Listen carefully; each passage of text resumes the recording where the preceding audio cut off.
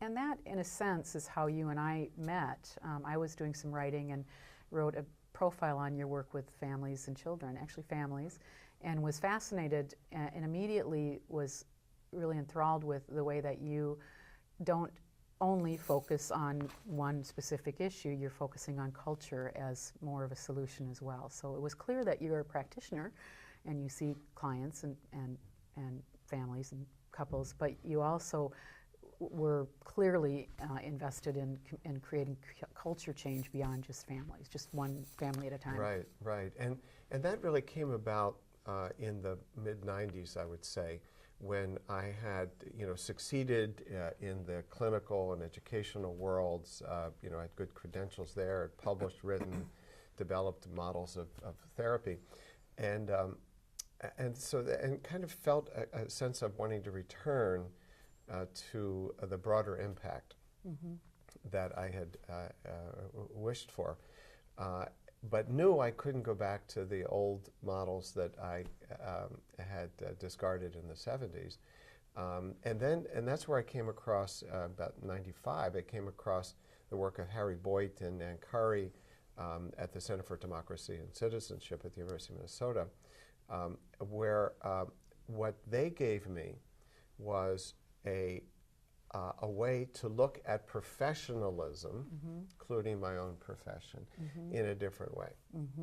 That what I came to realize was that the community models, social work, public health nursing, psychology, and so on, that none of those were doing the critique of professionalism, that there was something there that we needed to look at, that I needed to look at, and what it was to be a professional.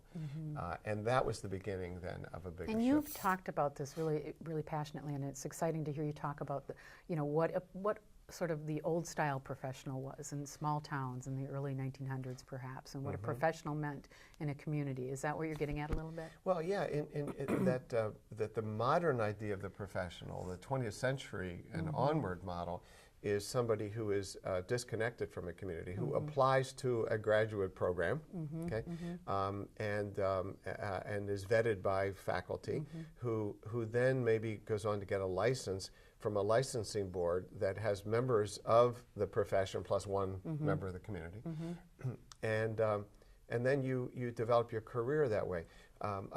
Thomas Jefferson became a lawyer back in Virginia. He took a couple courses at the William & Mary, but basically he apprenticed with a local lawyer, and then he became, if you will, a credentialed lawyer when people in his community would go to him for the legal help. So the credentials didn't come from the board, this high and mighty board with one community member. They came from the community, which was all community members. Yeah, that's right. And maybe some community elders, excuse me. Right, and would they trust you? Okay. Now, we can't go back to, we should not go back. It was an old boy network, and and it depending how good your apprentice was, and if you had good con artist skills, you could convince people to go to you. So I'm not nostalgic for those days, but we ended up creating, the word profession is from the idea, from calling, right?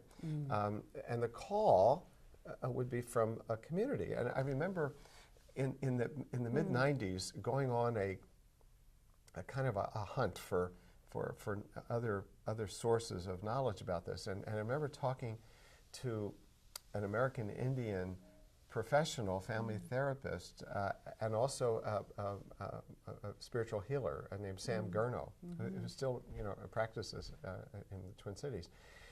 And he talked about leaders, healers, as called from the community, not Interesting. self-appointed. So it's not coming from here; it's coming from there.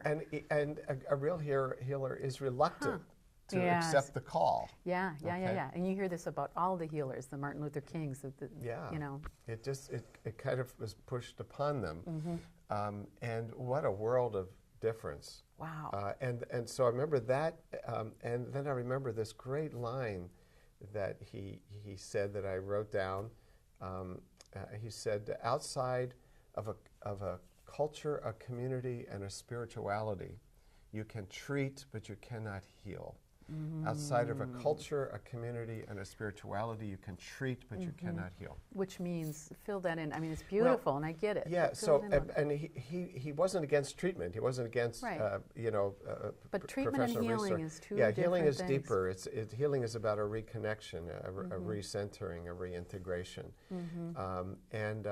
so he was an inspirational person for me at that time as well, because what I learned from Harry Boyd and his colleagues was that the professions, including me now, I was a fully credentialed academic and therapist, that we got into a kind of rational, technical knowledge and service delivery mode. And it's sort of interesting. If you're a professional, if you're a scholar, if it's interesting to solve and theorize and, right? Yeah, or people come to us with problems, and we're a problem solver. Now, and of course, what I had embraced was the collaborative method of education, the collaborative method of healing. Okay, not necessarily, you know, the old traditional. I know what's best for you. Collaborative meaning multidisciplinary. Well, no. You participate in the healing. That okay, if we're patient in therapy, or the client, that right? we're a team.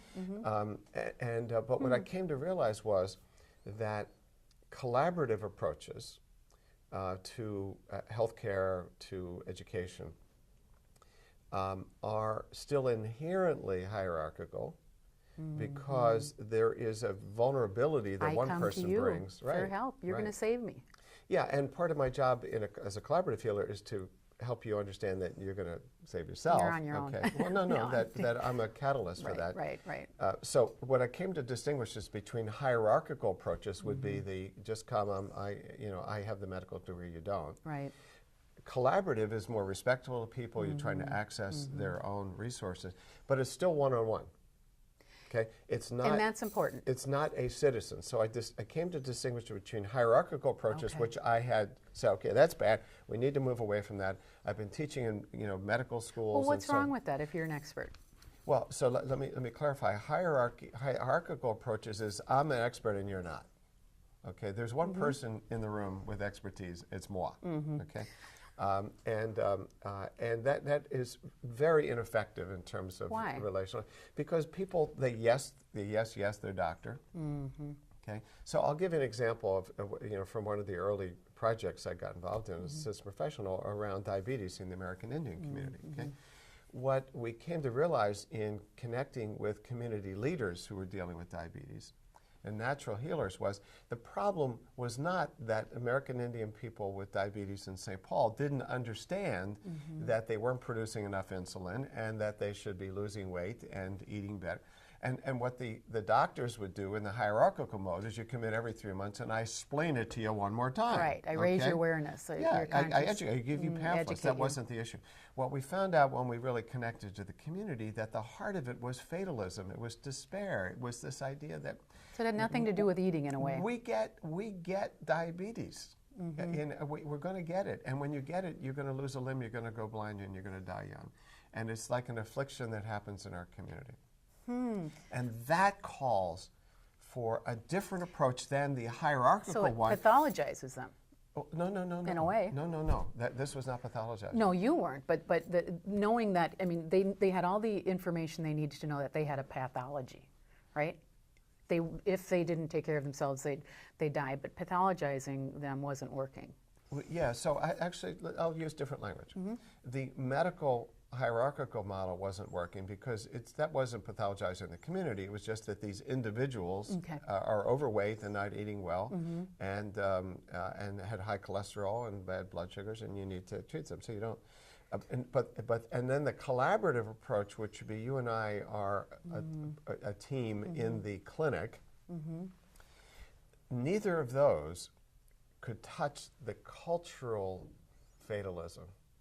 Okay. Culture only changes when people change themselves. Okay? So what we ended up doing was working with community people, and I say we, my colleague Ty Mendenhall was the lead in this, created a communal meal project where people support each other to both, of course, eat better and lose weight and those other things, which we found happens. But it's much more that we can do something collectively. So that's the citizen approach, which is different. This was the big breakthrough for me because I'd been a collaborative educator, a collaborative therapist, and that is deeply respecting the people that I work with, at least at my best, right? Deeply respected that if you're my client or patient, you have healing resources. My job is to help you access those. But that's too limited because you're a member of a community. So I leave our meeting and I'm feeling I may be really doing some great progress, but I'm not necessarily sharing it with others, and my community isn't necessarily supporting me in the ways that you're supporting me. Exactly, and so we have these HIPAA, these privacy rules. In fact, you know, you're supposed to, when you come to the clinic, you're supposed to stand back so you don't know what the person ahead of you in line is doing. Very rigid privacy bounds, and there's be nothing that would happen in our encounter that would free you up to share what you've learned with other members of the community. That requires public settings. Okay, not clinical exam rooms.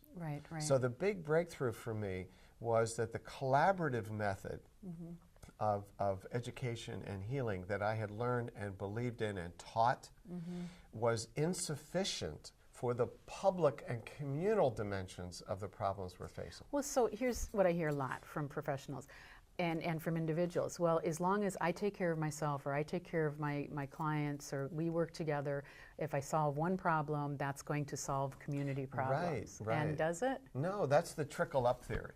Okay? So the trickle-down economics is if, you know, we help people get richer, they will create jobs and so there's no ancillary. But the trickle-up is... Why not? But why doesn't that work? Well, if it had, it would have by now.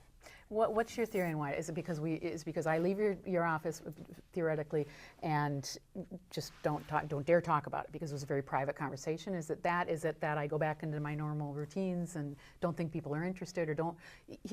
I guess I'm going to give my theory. I think there's this hidden reality that the majority of us have, and it may be different from person to person, but you know, every person has got whatever they're dealing with at various times in life, and we rarely talk about it beyond our therapist's office and maybe a few very, very close friends. Yeah, friends as confidants, for example.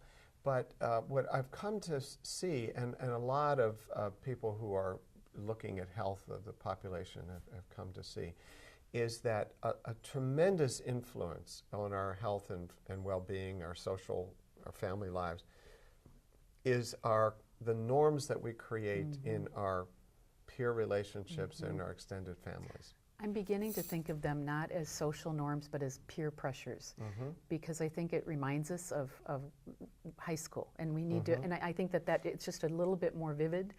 Social norms sound so sanitized for some reason. Peer pressure kind of brings it home, like it's all those different cliques that you have in a high school. And forgive me, you know, hopefully adults don't have as many, and yet we do.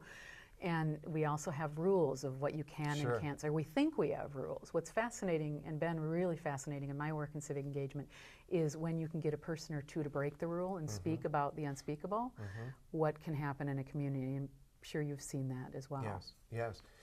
So a lot of what happens to change us for the better and the worse happens outside of any professional office, anything that professionals are even aware of.